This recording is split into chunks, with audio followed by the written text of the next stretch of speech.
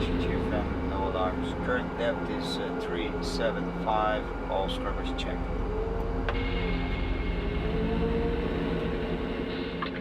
Curaçao, that's all copy on life support. Over.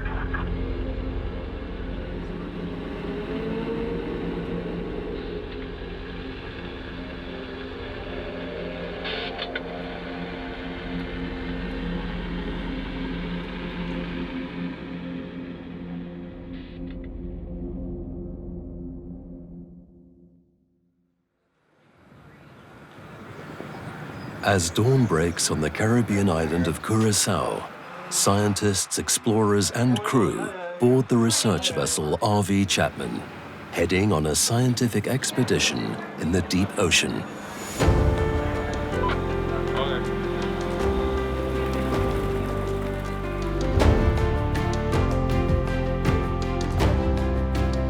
The Chapman departs, with on board a sponsoring explorer and specialists in corals, fish, and sponges.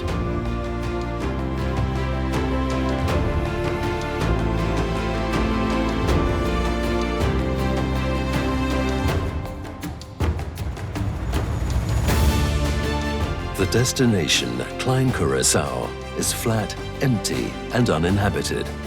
But the ocean around it hides many secrets. The goal of this expedition is to explore the reefs lying in its depths.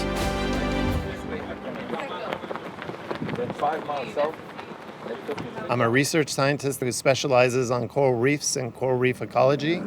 Corals are like the trees in a forest. They really provide all the habitat that the animals live in. Associated with coral reefs are potentially up to over 1 million species of organisms. They're incredibly important for the oceans, but also very important for people all around the world. When most people think of coral reefs, they imagine colorful and extensive reefs in Australia, the Great Barrier Reef, but the deep reef ecosystems are a great unknown and really the cutting edge of coral reef research at the moment. Shallow coral reef ecosystems were known to be followed in depth by something called the mesophotic zone. Meso means mid, photic means light, so mid-light zone. And that was thought to go to about 150 meters, roughly 500 feet, and defined as still having enough sunlight for photosynthesis so that you can have reef-building corals. And we were able to identify a new tropical reef zone below the mesophotic, which we named the rarophotic. Rare is scarce, so scarce light.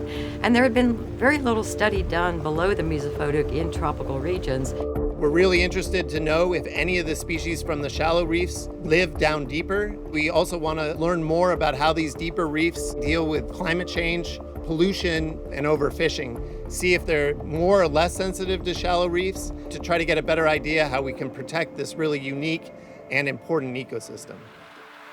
To successfully carry out this mission, the scientists have at their disposal the Curaçao, a state-of-the-art submarine that can carry up to 5 people to a depth of 300 meters. Together with Bruce, we've been piloting from the beginning with the Curaçao, so since 2010. We've made a little over 2,000 dives. A lot of people ask me, a lot of passengers, like, is it still fun? Do you still like it, after so many dives? Because they can imagine like it's the same all over, but it's not. You see new things. And also the passengers themselves make it very interesting, especially with the research runs. Is one thing where we learn a lot also about what's going on at those steps.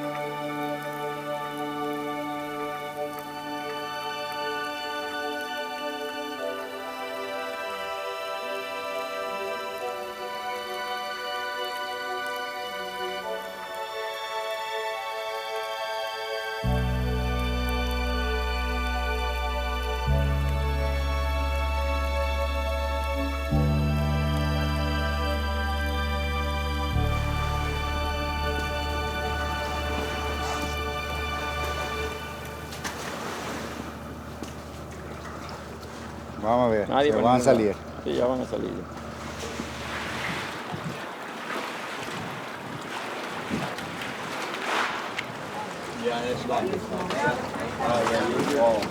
How was your first run in the sub? Yeah, first time ever. Yeah, fantastic. Yeah, we loved it, and even less was less anxious than what I thought. Even more space than what I anticipated. My role in this expedition is really to be a link between the world of science and the general public. I'm a curious guy by nature, and we are combining this personal curiosity and trying to bring it beyond what's interesting and good for me and exciting for me, and trying to bring this to the outside world as well. The other one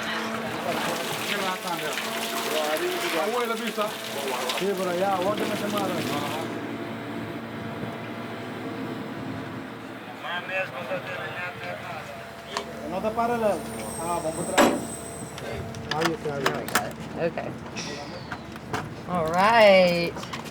So this is a new species of sea bass, and it belongs to a genus named Baldwinella, which was named after me. So it's pretty cool. I get to describe a new species of a genus that has my name. By new species, you mean it's been discovered recently? We discovered it subdiving off Curaçao, and but this is the first specimen from Klein Curaçao, so it'll be part of the original description of the new species.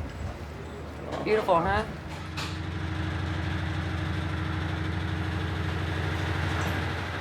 My own specific mission is to explore the fish and invertebrate biodiversity that inhabits deep reefs. These are very poorly studied ecosystems around the ocean. We're really looking at what I call no man's land, you know, an area that science has largely missed. The Curaçao is well equipped for scientific study, particularly for collecting organisms. It's got 2 robotic arms, one has a suction tube, so when we find something small that we want to collect, we simply bring that tube down and turn the suction on and up it goes. Oh, I see my gobies swimming around in here. For the fish species that I work on, they tend to need a little incentive before they'll go up that tube, so we can spray them with a little anesthetic called quinidine. It just makes them sleepy, it doesn't kill them, and then we can collect them that way. Whenever we see bottles that have been discarded and landed on the bottom of the ocean, we pick them up. And that's because they're often chock full of shells. They're kind of like artificial reefs. There are a lot of animals crawl in or attached on the outside, and they're very easy for us to collect and discover a lot of new life that way. The first ones they made were 1780 up to 1850. And in which country? What? In which country did They made them in England, they made them in Holland. Okay.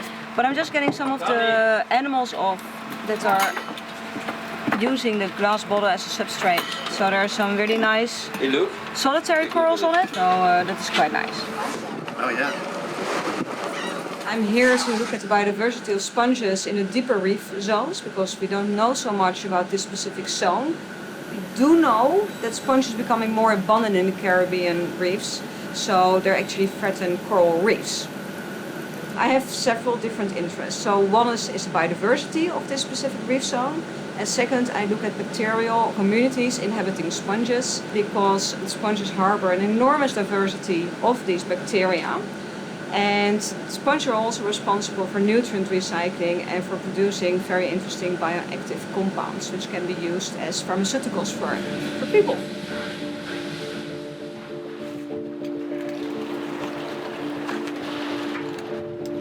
The research also involves surveying the shallow reefs to describe the diversity and health of the ecosystem at those depths.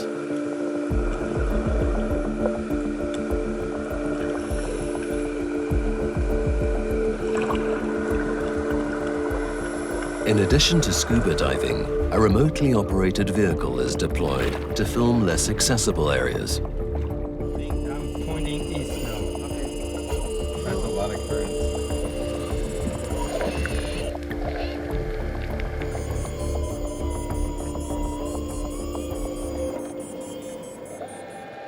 But to reach the goal they've set for themselves, the team needs to go deep again. Okay, the top side, like permission to submerge.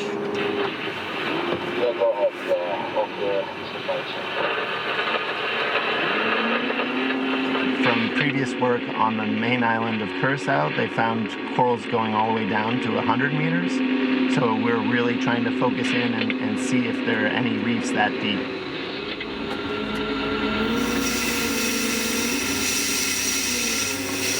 Okay, here comes life support. Cabin pressure is equal. Oxygen 20.0. Line pressure 110. HP 22. Mains 251. Intermittent GFM. No water alarms. It's interesting that intermittently there are these like barren deserts with almost nothing. Yeah. Can we check this out? Out of the desert, there's finally some life. This is the spot, and then this is all several species of corals. Yeah, I think you're close to position 9, over. Yeah, copy that. Yeah, we're finding some coral here. Okay, roger that. 13 minutes 50. Yeah, roger that. It's gonna be position 11, Okay, now you sent We haven't seen that species yet, so that's a really beautiful one. And then there's another orbicella just above it.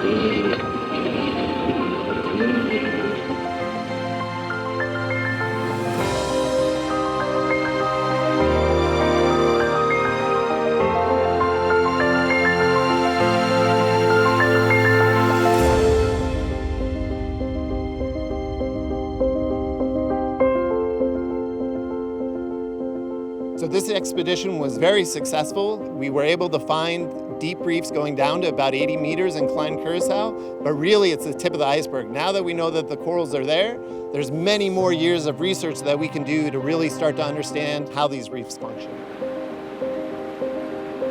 These science expeditions really open a lot of doors for developing new projects that can be done in the mesophotic and deep reefs.